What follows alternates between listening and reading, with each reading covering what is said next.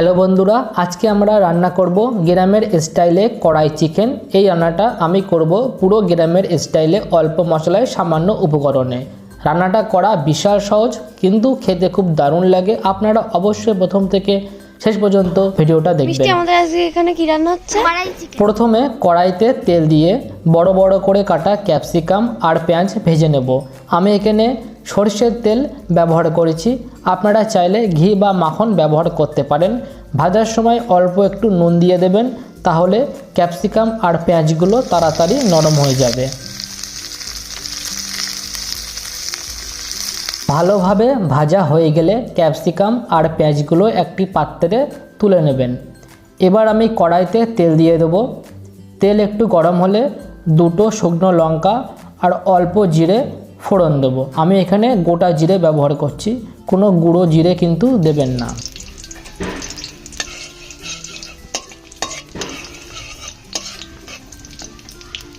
জিরে আর লঙ্কাটা একটু পোড়া পোড়া মতন হয়ে এলে এখানে আপনি 2 থেকে 3টে গরম মশলা, ডালচিনি, লবঙ্গ দিয়ে 1 মিনিট মতো ভালোভাবে ভেজে নেবেন।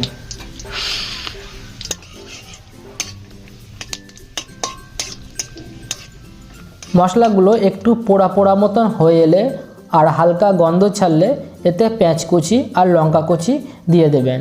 পেঁয়াজ হালকা সোনালি না হওয়া পর্যন্ত ভালোভাবে ভাজতে থাকবেন। পেঁয়াজ সোনালি হয়ে গেলে তারপর এতে মাংস দিয়ে দেবেন।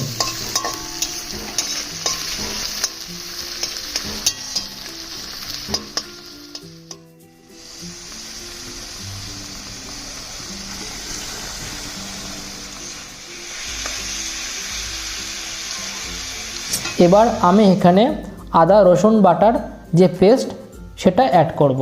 আদা রসুন বাটা পেস্ট দেওয়ার পর আমি আবার মাংসটাকে 5 মিনিট মতো ভালোভাবে কষিয়ে নেব।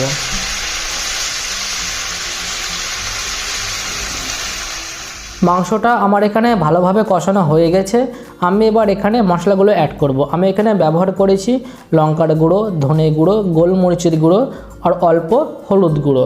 আর অবশ্যই এই সময় আপনি নুনটাও অ্যাড করে দেবেন।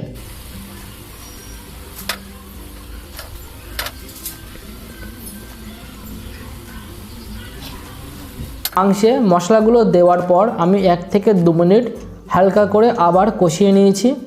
এবার এখানে আমি অ্যাড করব সানরাইজের গরম মশলার গুঁড়ো, তারপরে অ্যাড করব টমেটো পেস্ট, লাস্টে আমরা অ্যাড করব টমেটো পেস্ট।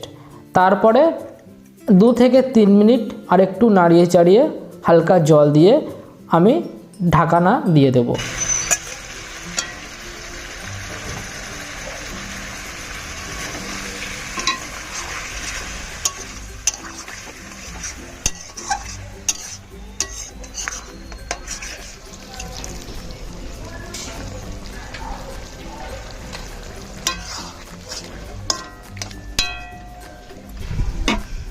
পাঁচ থেকে 10 মিনিট পর ঢাকনা খুলে ক্যাপসিকাম আর পেঁয়াজ দিয়ে একটু নাড়িয়ে গরম মশলা আর ধনেপাতা কুচি দিয়ে পরিবেশন করব কড়াই চিকেন।